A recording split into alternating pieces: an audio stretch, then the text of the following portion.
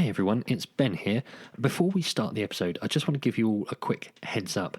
We had to record this episode slightly differently than usual. Tom and I couldn't be together for this episode, mostly because Tom's daughters were both unwell and I didn't want him anywhere near me. So we've recorded this one over FaceTime. The sound quality isn't quite as good as I ordinarily want it to be, so please bear with us. Tom's feed does sort of drop in a couple of times as the reception sort of varies. So like I say, it's not really where I want it to be sound quality wise, but there's, I think, a lot of good stuff in this episode. So I hope you bear with us. Hope you listen to it all.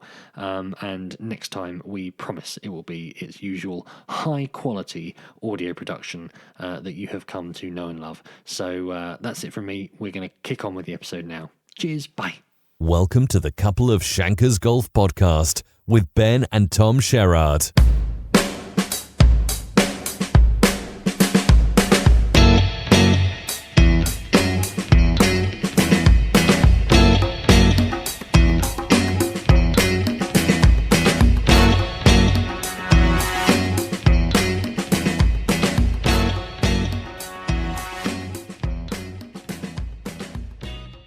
Okay, hi everyone, and welcome to episode 4 of the Couple of Shankers Golf Podcast. I am one of your hosts, Ben Sherrard. I'm here with my brother Tom. How you doing, Tom? You all right?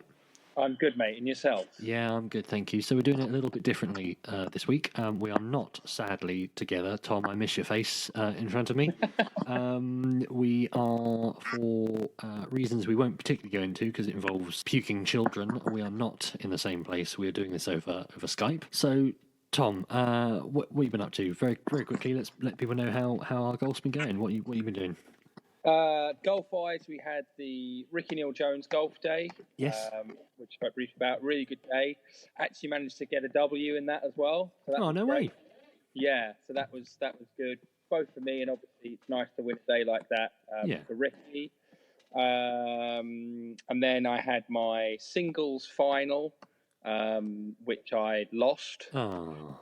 I just got outplayed completely, to be honest. Oh, so I got battered. And then yesterday we had our last game of the Kent League season, which we won 4-0 at home to Faversham. Oh, well done. And as I understand it, you played the away leg for the B team. Yeah, I got my B team debut. Big day. I mean, Is I'm this not. the first time you played B team golf at all? You never played for the No, I don't think I did. I definitely played. Obviously, I played junior league for the Ridge. I don't think I ever played in any of the adult teams. I'm assuming that every other member of Kings Hill was busy yesterday. I don't know what was going on, or went to the beach or something for me to get the call up. But maybe they were watching the Wales rugby game. Maybe they're watching the rugby. And to be honest, probably that's what I should have been doing as well, because look, I played all right. It just took me a few holes to turn up, and by that point, the damage was done. So apologies to my playing partner Luke, who put up a valiant effort, almost single-handedly for much of the front nine before I decided to show up. And a little shout out to Bruce as well, who gave me a lift there and back, and paid my entry fee rather embarrassingly, because I completely had no idea that I needed to, pay any money to play golf. I just assumed it was all free. So, but no. That's a bone of contention you've raised there. But is it? We'll smooth past that. Don't worry about that. Okay, but no, really enjoyed it. And the guys at Faversham were really welcoming. Really enjoyed the course, actually. I couldn't remember the course at all, but really enjoyed playing it. Yeah, I've not been there for a while, but I've heard it's normally in very good condition. Yeah, so. It was. It held up pretty well considering all the rain we'd had. And just a nice course to play. So I was really pleased to be asked to play. It was really good, and shame I couldn't play better. But there we go. So look, we're not in the same place as we've already mentioned. So we're going to do it slightly differently. We're gonna use this one to catch up on a few questions that we've had sent in by people over Instagram. Then we're going to talk about a couple of the bigger stories in golf. mainly revolving around some fairly hilarious shot penalties and people DQing themselves from events. And then we're going to finish up with Tom's big tip, which isn't as rude as it sounds, but is about you giving some advice to people. So Yes. let's kick off with some questions. And this question comes from George Hussey, who's asked us if you could make your ideal player, picking parts of different players' games. Okay. Who would you pick? So you've come up with some categories for us to work with in here, haven't you, mate? Yeah, so I think the easiest way is to break this down into categories. So I think we've gone for sort of the mental side, driving, iron play, and then as we got shorter, that you need a few more categories. So I think we've gone for just purely wedges and short game. Yeah. So sort of 100, 120 yards in and around the green, and then as a separate category, putting. Yeah, okay. Which by my calculation means there's 5 categories. 5 categories, and we're going to add some jeopardy into this, aren't we? Oh, so okay. you can only use the player once, and if you've used a player, I can't use a player. So it's a bit of jeopardy. It's like a little bit like we're drafting a fantasy team or something here. So I will let you start because I am older and better looking. So I've got to give you something. So We'll leave that up to the listeners. You can start. Right, about the beauty, they can't deny you're older. I was going to say that's not a poll result either of us really want to see. That's not going to do either of us any good. Let's start with mental attitude, because I'm fairly certain I've chosen someone different to you here. So go on. Who would you choose for the mental attitude? Well, I sort of tried to double bluff you. Right. So now you've said that, I'm not so sure. But I thought you'd go Woods, which would be very justified. Yeah. But I decided to go with Patrick Harrington. Oh, nice. Yeah. I listened to him recently talking, and you can tell just his doggedness and his just will to win just came through. And at no point did he sort of say, "Oh, I was a world-class golfer." He always said, "I didn't hit it that great, but I just got it round, and I was just so determined to get it round." Yeah.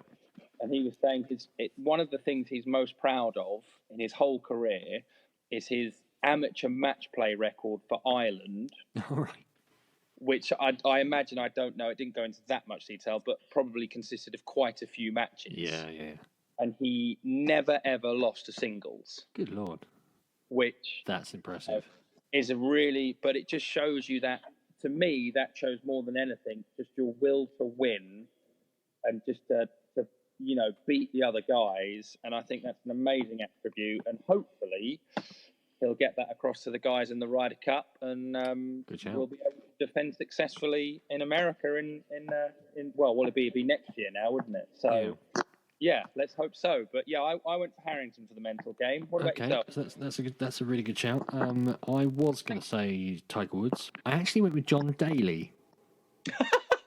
For the simple reason that whenever I've seen him play golf, he looked like he just didn't give a monkeys, which is probably the best way to approach it. Yeah, I mean, the only story I've got about John Daly's mental game is but we'll just refer to it as Birkdale from now. From Birkdale, okay. Yes. Shorthand for the listeners. Basically hit it off the first tee, and the weather was crap, so you couldn't really see that well. He sort of hit it down the middle, and he went, "I've absolutely no effing idea where that went, but let's go find it." And that was it. Or words to that effect. I can't remember it, but it was definitely basically him saying, "I've no idea where that's gone, but let's just go." Let's have a crack. Yeah, exactly. Yeah. I love that. I mean, he had some mental weaknesses, and there's stories of him launching golf balls at clubhouses when he didn't play particularly well. But generally, every time I've seen videos of him, he just looked like he was having an absolute blast. So yeah, mental side, John Daly, and 2-time major champion. So he could get it round. Yeah, I mean, I don't think many people will be agreeing with you on that one, but I like the fact you come at it from different angles. Yeah, so absolutely. We're having a discussion. So right, we're gonna snake this draft. So I'm going next with the pick. So driving. Yes. Rory McIlroy. End of discussion. You're next. Oh, Okay. I was stuck between two guys here. The first one I was stuck between, or the first guy I was going to pick, who I didn't in the end, was Greg Norman. Right. I think he was an incredible driver of the ball. He was regularly one of the longest guys out there. Fair enough. And he spent a phenomenal, I want to say 300 plus weeks at world number one. Yeah, it was ridiculous. And you don't get to be there for that long without being a good driver of the ball. I mean, you have to be good at everything, but you have to get it in play off the tee. So do you think with his swing, with his power, put him in his prime with the equipment that he's got, that they've got today? Do you think he's still up there? He's still one of the longest drivers. Yeah, I mean, I think obviously, you make the case for not just the equipment, but like we said before, the guys the guys are doing in the gym now. Yeah. And the advances in that. But I'd imagine if he had the work ethic to get to world number one for that long, I imagine he had a good work ethic, which tells me he would have been in the gym. And with the way he swung it and the numbers he was posting back then, driving distance-wise, I can't see any reason why he wouldn't be, up there with the likes of McIlroy, Koepka, Johnson these days. So, I think he would be, but I ended up going for, instead, Adam Scott was going to be my pick. Good shout. I mean, unbelievable looking golf swing anyway. Just looks so balanced through the ball, which I guess Rory does, to be fair, as well.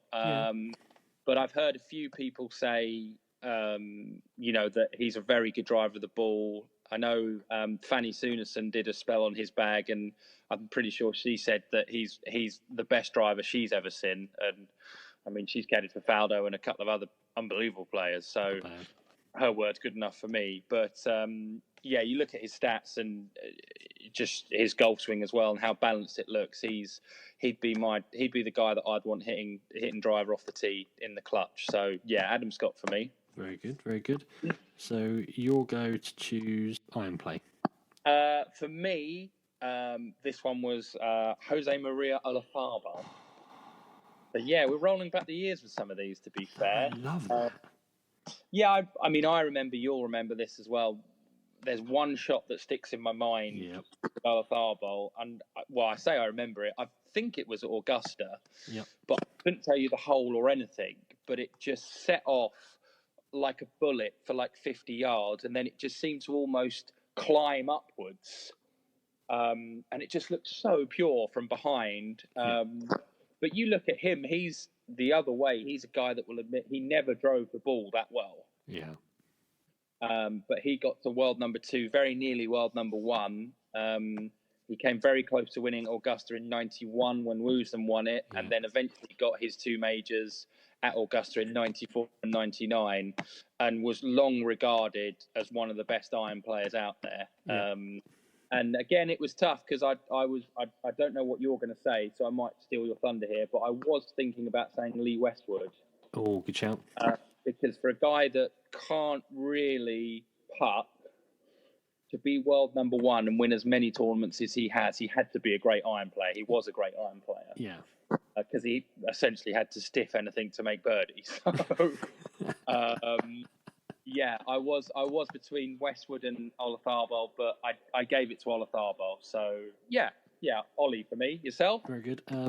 Again, I had a couple of choices here. I was going to say Fred Couples, for no other reason than he's got one of the best, almost one of the fun golf swings to watch. Very calming golf swing.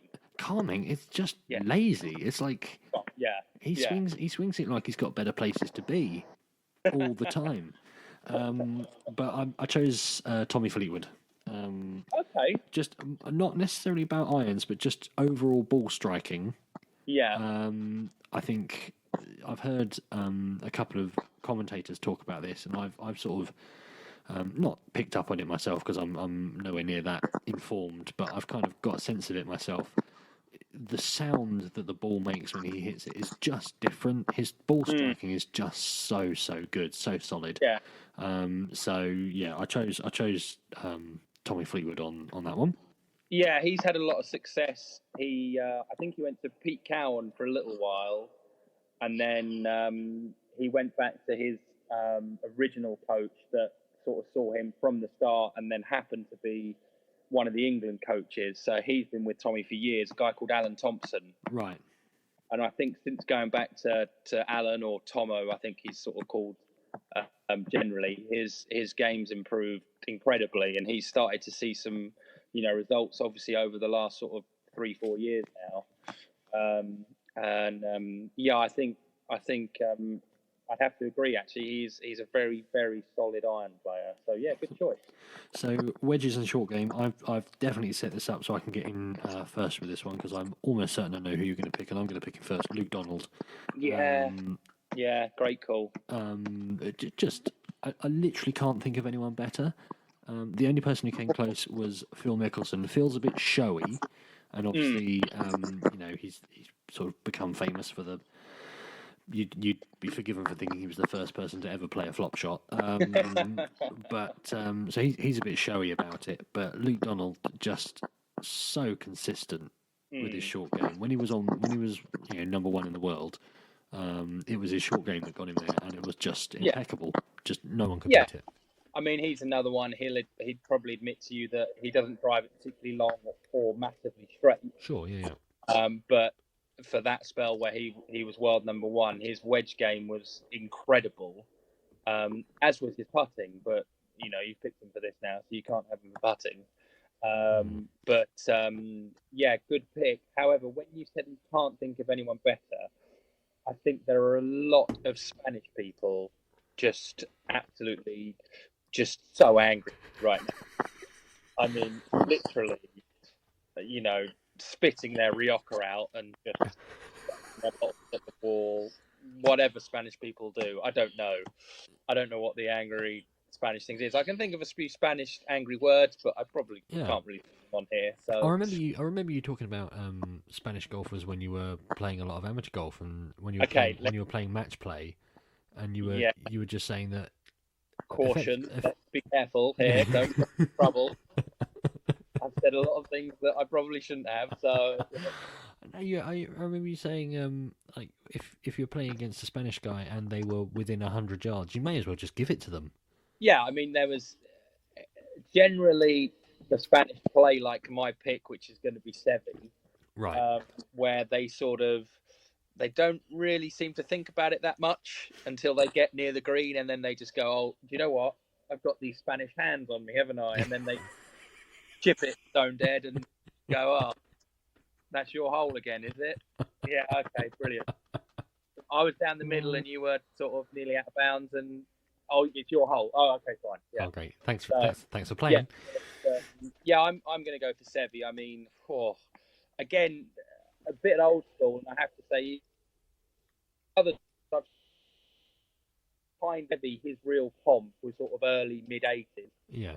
I didn't see. I sort of saw him in the latter stage, sort of mid-90s, when his game was sort of in decline. Yeah. But you look back on YouTube and you just see some of the imagination he had, and some of the shots he pulled off. Not even pulled off, but the shots he tried and then pulled off. Yeah. Was just ridiculous. Yeah. And he was incredible, and I don't really know what else to say, but well, I didn't know whether we were going to do a scrambling category, but he would have been my pick. Pick there. I think it'd have been hard to argue against that. But his short game, around the greens, he was just phenomenal. I think anyone that knows really anything about golf will know the name and just know his reputation as being someone that, his short game was out of this world, and you don't get that reputation without having a short game out of this world. So, I don't mean to sort of keep this going too long. No. What do you is there a reason why? I mean, some stereotypes exist for a reason. There is a stereotype about Spanish golfers that they are just ridiculously good with their wedges and sort of around the greens, and creativity and a bit of flair to them. Do you think that is just because when people think of Spanish golfers, they think of Seve? Or is it something about the way they bring their golfers up that makes them like that? I think a lot of it has to do with that, with Sevi. I think a lot of it has to do with not so much now, but sort of that era. More so in Spain, I think there was quite a bridge between kind of the wealthy guys and the sort of poorer guys. Right. And I think you saw a lot of guys, like Sevi always says, he basically practiced with an umbrella, a stone, and a 3-iron Yeah. on the beach. That was how he started playing. So he learned how to play all these shots with a 3-iron. And then all of a sudden, he's got this imagination for various shots. And then he's now got, realistically 8 other clubs he can now play them with as well. Yeah. So he builds up this whole short game basically from, chipping a stone with a 3-iron. And I think, guys of that generation, the Spanish guys, not so much now, like I say, but sort of up until then, a lot of guys you hear, Olazarbar's the same. He sort of said, we didn't have a lot of money, but I grew up basically chipping around this chipping green on this golf course that I wasn't really allowed to play, but I managed to get on the chipping green and chip for like 6-7 hours a day. And I think that's where most of it comes from, is the fact that they all seem to start, with this kind of, one club and just figuring out all these shots and how to get it done, and stuff like that. And I think that's how they build their short game, as opposed to, I think, guys in other countries, I don't know. I don't want to say you get more guys with a more privileged background, because that's not true. But I think there's guys that will start nowadays. They'll start on the range and they'll learn to bomb it, before they learn how to chip and putt. And back then it was the other way around. And I certainly think that has a big part to play in it. Okay, all right. That they are just generally filthy around the greens.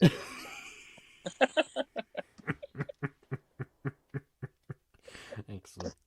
Okay, so final one is your choice first then. So who are you going to choose to do your putting for you? I mean, we have mentioned it in a category yet. I just don't think you can have a perfect golfer without Tiger Woods. Right. And I think clutch putting, I see that. It's just unbelievable. But, you mentioned Bob Rotella with the Fred Couple. Yeah, he has a theory that the reason Tiger is so good at clutch putting is in the clutch. We kind of go back to our natural instinct. Yeah. And his natural instinct is just basically visualize it going in, because that's all his dad taught him. He just said, picture it going in, just focus on it going in, and he just drummed that into him sort of every day. And, that's what he goes back to when he's under pressure. He goes back to his natural instinct, which is to just picture this putt going in. And I mean, there's no better putt than me that comes to mind than the putt he held in the 2008 US Open. He's on Poannual greens, which are really bobbly, especially towards the end of the day. Yep. He has no right to hold that putt, even though it, 10, 12 foot, but it's got about a foot of break in it. And even Rocco Mediate was standing over that going, well, he's hold this. You know what I mean? He holds it and Rocco Mediate walks out of the scorer's tent and you're going, I knew he'd hold it. Do you know what I mean? That reputation your peers without being a quality putter. And for me, like you say, just the amount of putts he's holding the clutch, just ridiculous. And you can't buy that. You can't bottle that up. No. You can't buy it. He is the best. He's the best putter out there, and obviously I'm relatively young still, but I'd struggle to think that there'd be a better putter in the history of golf, to be honest. Fair enough. That is a bold claim. Yeah, but now you're going to try and counter that. So, well, I mean, I feel a bit bad choosing myself for putting now. That is bold. I have chosen Kevin Na. Because he just holed 558 feet worth of putts in one tournament. And you really have a short-term memory, don't you? I do have. Well, to be fair, hang on, because it was going to be Brad Faxon. Yeah, And well, then, you know what I was going to say. Faxon's got to be up there, or yeah, Crenshaw. Crenshaw would be the other one. it was So, it was going to be Brad, but then Kevin Na did that, and I do like the way he walks his putts in because that takes some balls to do that. How many times do you think he's done that where it's lipped out? yeah, but would you? What would you? Would you? Do you just carry on walking as if you knew it missed, or do you sort of stop? I Oh, suppose got from there. you can style it out. Yeah, You 100%. you can style it out, and how like is there a limit to how far he will walk a putt in from? Will he walk in like Or a 55-foot putt, and will he start walking with like 30 feet left to go? there's got to be, there's got to be like a threshold point, hasn't there? Because that would be epic. I'd love to see that. So look, I've got John Daly, Rory, Tommy Fleetwood, Luke Donald, and Kevin Na. I'm feeling pretty good about my player. That's a very volatile golfer. That's a good point. That's a very good point. Yeah, very volatile. None of us, Yeah. You neither have to remind me I had Harrington, Adam Scott, Scott, Tharbol, yeah, Seve, Woods. yeah. That's Ooh. a pretty stout golfer right I there. don't know. I don't know if my guy's beaten your guy 10-8 or 9-7. I'm not sure. Oh, wow. Be pretty Yeah. amazing. None of us has chosen Bryson DeChambeau in there, so read into that what you will. Anyway, moving on. Slow play wasn't a category, nor was the science to golf. Absolute back 1-0 craziness. When he come up though, he'll be first on my list. Yeah, good call. All right. Well, the last question we had in from our good friend Magnus Elmegren, who's taught me how to pronounce his own name on Instagram. Good. Magnus Elmegren asked us, and good timing on this one as well. We've got the sort of mixed event in Sweden starting next year, and just sort of generally asked us what we thought about that. So for those anyone doesn't know already, there's going to be it's going to be called the Scandinavian Mixed, and it starts in next season. It's a sort of co-sanctioned event between the European Tour and the Ladies European Tour, hosted by Henrik Stenson and Annika Sorenstam. And essentially, it's a mixed event: 78 men, 78 women, all playing the same course, the same tournament, the same prize, the same trophy. It is, for all intents and purposes, an absolutely mixed tournament. So, I mean, I've got some thoughts about this. Almost all of them incredibly positive. But what do you think, mate? Well, I haven't done as much research on this as you. So when you say the same course, are we talking same tees, or are we? No, I think that the women will be playing from one tee, the men will be playing from another tee, and I think the theory behind that being it's the same. It's more the same course if the women and the men are both hitting driver 8-iron than if the men are hitting driver 8-iron and the women are hitting driver 4-iron. 4, whatever it is. Yeah. And I have some. I think that's one of those ones where you can't win actually. Yeah. And I've got bigger things to worry about than that. To be honest, I've got no problem with it. No, I think there's already a couple of tournaments. There's certainly been one on the Challenge Tour, which has been, I think it's Challenge Tour, Ladies European Tour, and Seniors Tour, European Seniors Tour, as a full event.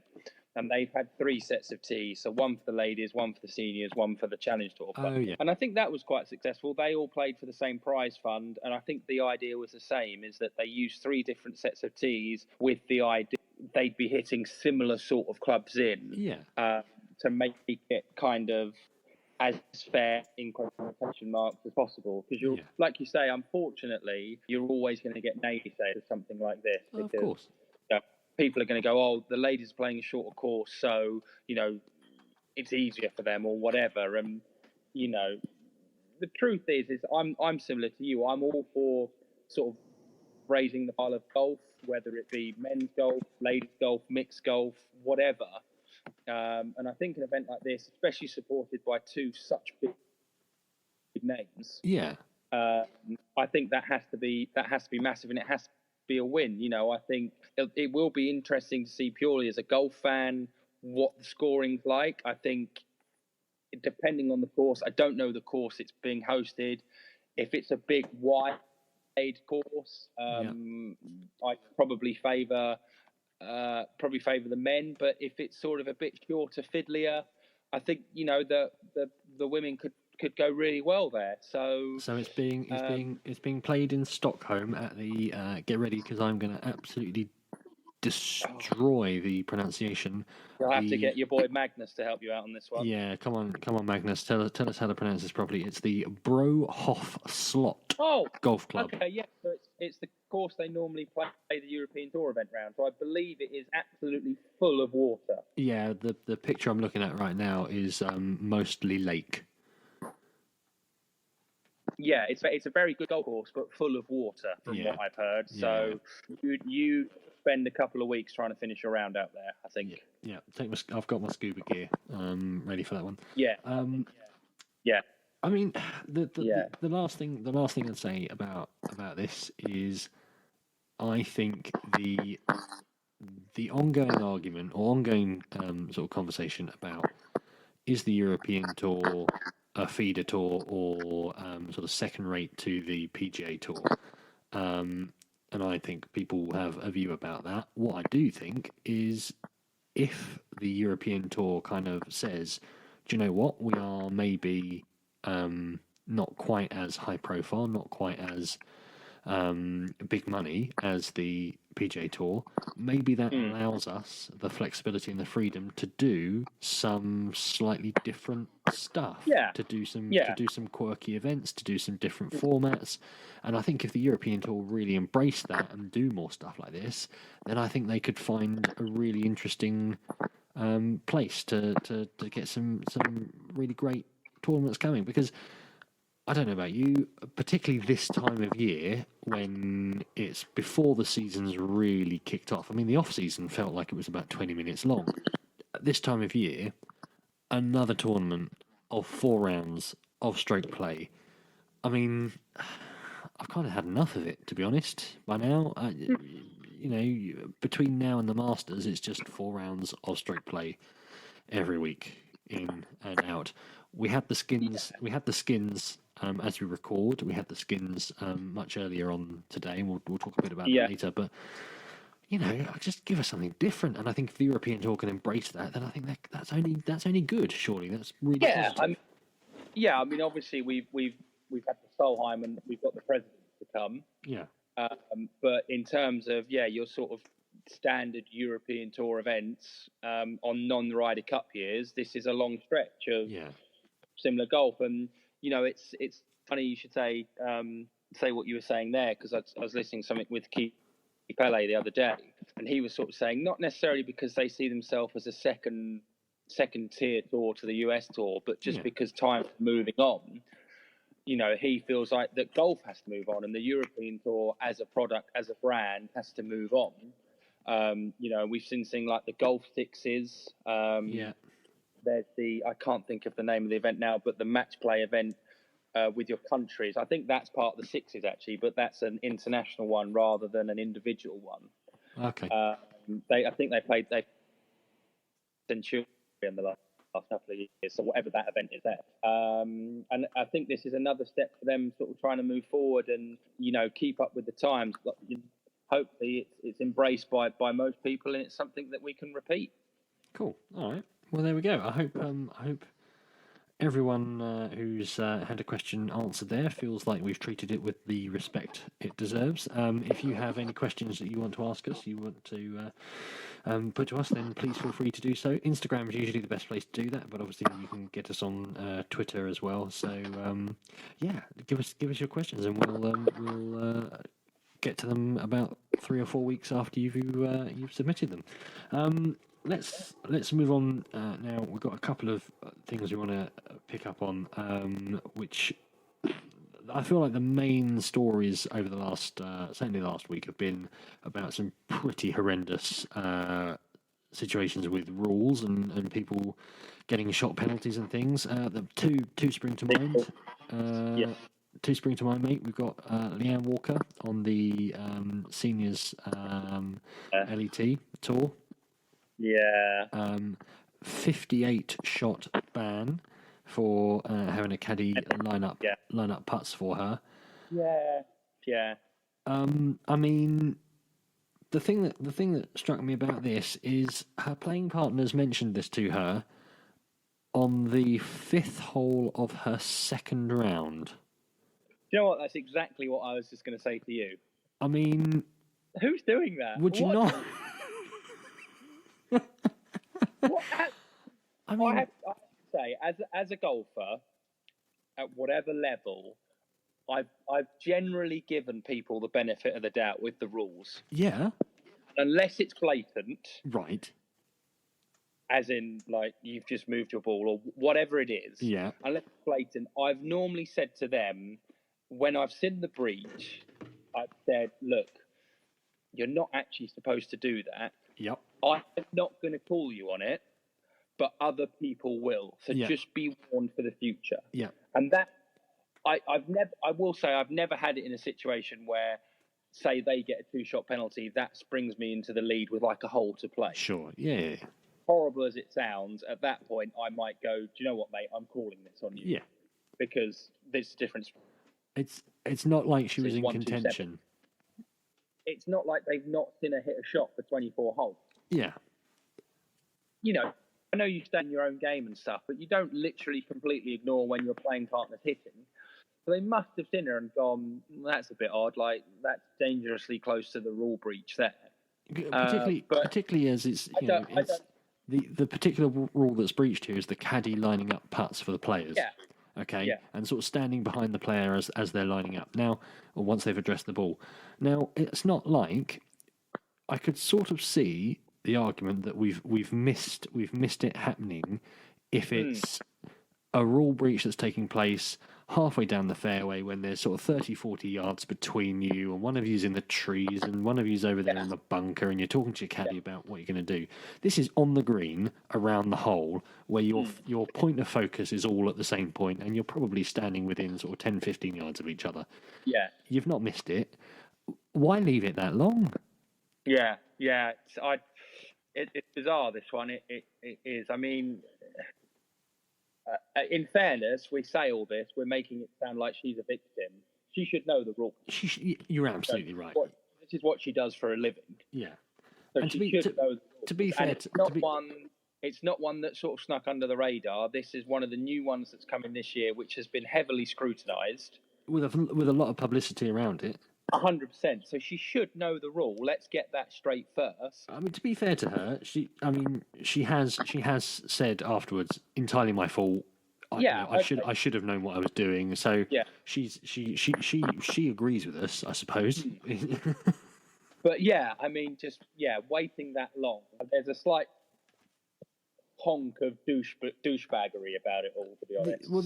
The other one that happened is Marcel Siem DQ'd himself from the French Open for playing preferred lies. Was that just in the fairway, or was that? Yeah. He DQ'd himself. He thought, do you know what? I should not have teed it up in the rough 4 times in a row.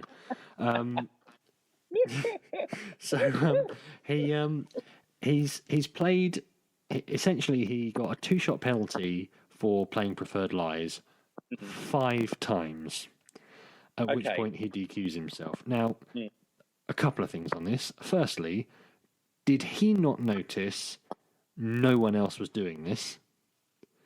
Very fair. Did he? Maybe his playing partners just kept hitting it in the rough and the water.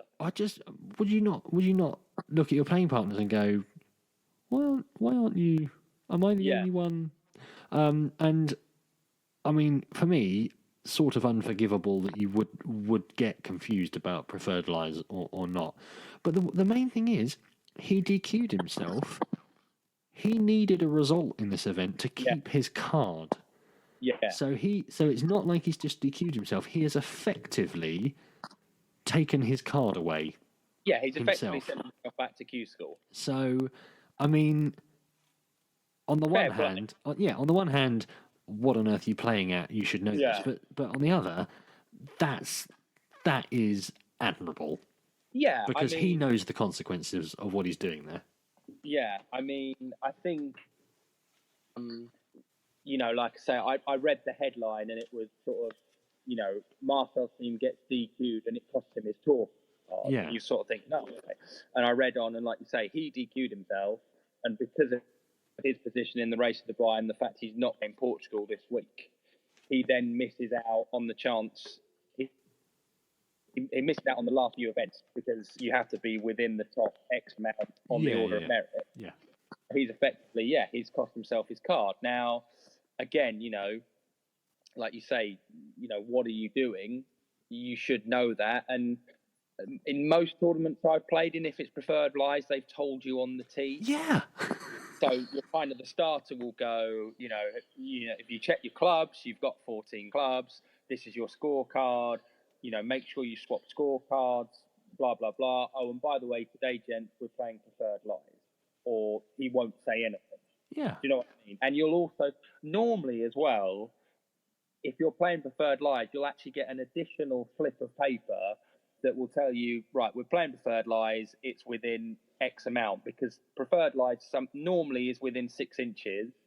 But if it's really bad conditions, they'll sometimes extend it to a club length. I've actually got a story about this as well. Fair enough. You'll normally get a separate bit of paper. But the story I was going to say is my first go at Alps Tour qualifying, which was 2011. Right. Fortunately, the only time I had to go to the Q school for it. Yeah. We were playing 2 courses down in Italy. I can't remember the names of them. But one of them, we had a lot of rain the week before, and one of them drained better than the other one. Right. So one of them we were playing, I think one of them we were playing preferred lies within a club length. Right. And the other one we were playing within a scorecard, which is generally 6 inches. So with and the leader of the tournament, who I know I said I'd normally name people, but the guys that are around golf, this guy has a massive, English guy has a reputation for not being entirely honest with the game of golf. Understood. Ex-Walker Cup player. I will not go into any more detail than that. I'm furiously Googling. Hold on. He'd probably be one of the first hits, to be fair. Anyway, he basically, in the second round, it's 2 rounds qualifying, one round the other. He and his playing partner got confused, and they basically played 1 club length round both courses. Gotcha. So obviously, one of the rounds they've breached the rules because they've taken too much distance on their preferred lie. Now, one of the guys who I will name, a guy called Michael Stewart from Scotland, immediately put his hand up, and he got something like a 10-shot penalty, and it cost, I don't think it cost him his qualifying card, but it cost him either winning or finishing second in qualifying to finishing like 25th or something. Okay. Which, as it was qualifying, wasn't a lot of money, but still cost him money. Yeah. Whereas this other gentleman sort of went, "Oh, I only did it once." And it's like, right, okay. Now, again, I didn't play in his group, so I couldn't possibly say for definite. But knowing this lad's reputation, there's a good chance he did it more times than that. And that was him. I think he ended up winning the qualifier because he only had X amount of penalty shots. I think, like I say, he gave himself a 2-shot penalty when it was more likely going to be nearer what Michael said, which was, How do you look Michael in the eye? How do you look your playing partner in the eye? If your playing partner's gone, hands up, did it the whole way round. Yeah. Massive penalty for me. How do you look him in the eye and go, I only did it once? How do you do that? That takes balls. Yeah. I mean, like I say, it's one of a catalogue of sort of accusations. As we've said before on here, kids, it follows you. Yeah, 100%. Yeah, still follows it now. There was a thing on Twitter about him 3 or 4 months ago, I'd say, and and it has, it does, and he's at the end of the day, this guy was a top end amateur, like I say, Walker Cup, and he's now playing pro golf, and it 100% follows you. Couldn't agree more. Fair enough. All right. But yeah, that's my story. So it can happen, but Marcel's been terrible. Should know the rule. Idiotic, but fair play to him. He's held his hands up, and he may regret it in terms of it may literally cost him his playing rights, but I think he'll be able to sleep at night, which is some consolation. Yeah, absolutely. If listeners just heard a buzzing sound, that was me furiously messaging Tom on WhatsApp saying, "Tell me who it is, for God's sake, I must know." Anyway, we've replied. We excellent. have replied. Interesting. Fine. I'm open to bribes, listeners, if you really want to know. Anyway. True. Great point. So, right, now we're going to move on to a very special segment that we've been looking forward to for a little while, and we keep running out of time, which we probably have already, so this may get cut. It's Tom's big tip. So, Tom, a tip for the listeners out there. We're going to try and make sure that we are actually adding value to the lives of our listeners rather than just wasting their precious time. So, what's your tip for us, Tom? So my main tip for today is basically just to really get to know every club yardage in your bag, but especially your wedge yardages. Okay. Now, PGA pros up and down the country now, they have some form of TrackMan, GC2. These are all devices that basically, even if you're hitting into a net 10 foot in front of you, they will tell you how far your ball will go to the yard. Yeah. Now, this is a brilliant tool. I know they offer it at Kings Hill, Growing Golf. Mark Trow at Kings Hill, he offers this, where he calls it a gapping session. Where I've had it.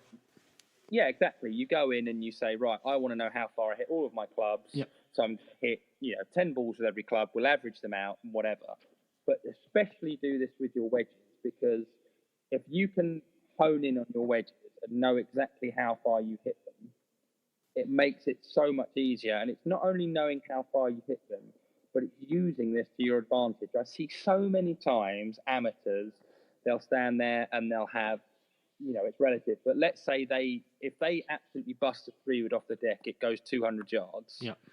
They'll have 220 yards and they'll go, I'll just hit it as near as I can. And they'll hit it up there and it's a front pin. And all of a sudden they've got this horrible 20-yard chip shot that they've got no chance of getting close. Whereas if they stood there and they went, do you know what? I hit a full pitching wedge, 80 yards. Yeah. So I've got 230. I'm going to bump this up there 150 with a 5-iron. Yeah. And then I'll hit a full wedge in. They will probably get that closer than this horrible 20-yard chip. Yeah. So it's really important to do this. And this isn't me, trying to put money in the pockets of your local pro or whatever. This is a genuine tip. And trust me, the guys on tour, they know how far they hit every club, but they will have, I reckon, 7 or 8 different variants of shot per wedge. Yeah. To their game. Now, if you think the average pro will probably carry 3 or 4 wedges. So if we say they've got 7 or 8 shots per wedge, let's say they hit their wedge 130, their full pitching wedge 130. That is all of a sudden 21 or 28 different shots. Yeah. You've got at the drop of a hat from 130 yards to say 30 yards. So if we're talking about the 7 to 8 different shots, we're talking full shot, shank, top, knife. Yeah, of course. Yeah, absolutely. Fat, definitely fat. Yeah, absolutely. Okay, cool. Yeah, that's what we're talking. We're not talking any skill. We're just talking when I hit my worst shot, how far does that go? Yeah. Okay. That's my thing. And then once you get to a level where you can kind of go, right, my full wedge, pitching wedge, sand wedge, whatever wedges you have go this far, you'll probably practice them a bit more. And then you can go, do you know what instead of holding this wedge at the top of the grip, I hold it at heel, Yeah. and that knocks sort of 7 or 8, 10 yards off it, and then all of a sudden you'll have another 3 or 4 yardages within 100 yards. Yeah. And then you just build it like that, and then all of a sudden you will have, 10 different yardages of shots from within 100 yards that you can go, oh, you know what, I've got 80 yards here. I can either hit, my grip down wedge or a full sand wedge. Yeah. And you'll pick it up as you go along, and I promise you, if you know your yardages, but especially with your wedges, and learn to kind of play different shots as your game progresses. But firstly, just know how far your full wedge, full sand wedge, full lob wedge, gap wedge, whatever wedges you've got, just learn how far they go and lay up or try to lay up to those distances. You will cut shots off your score, 100%. Yeah, I mean, you have my guarantee. You're not paying for it, so you don't get anything back if you're wrong. But it means very little. personal guarantee for you. Yeah, exactly. It means diddly squat, but my personal guarantee. I can't wait for the people direct messaging you on Twitter. I mean, it's like you actually TS Golf 63. Yeah, TS Golf 63. It's the kind of thing that any club pro is going to be able to help you nail comfortably.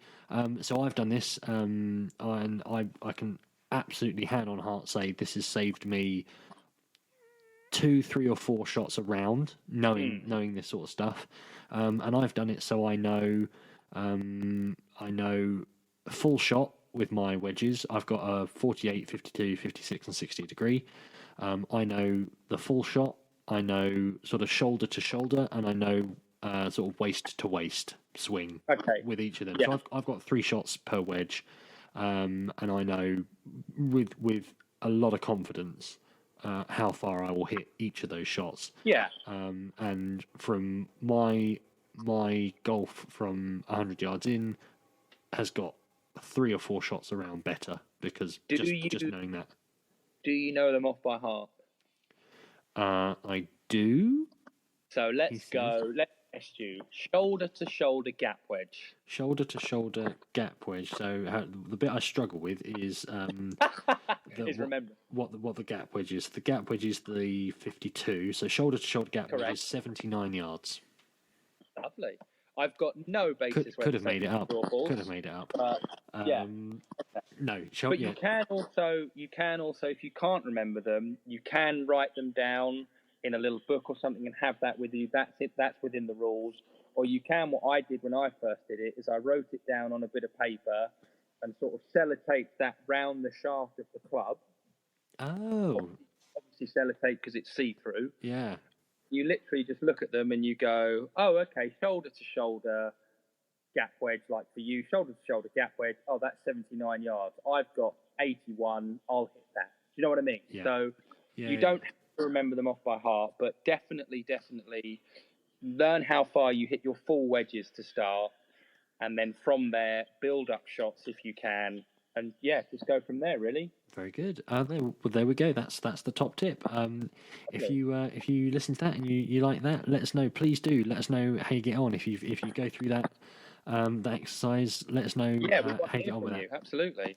Okay. Well, let's close it down now, mate, because we're getting to the end. We're going to do non-shanker of the week. Do you want to go first?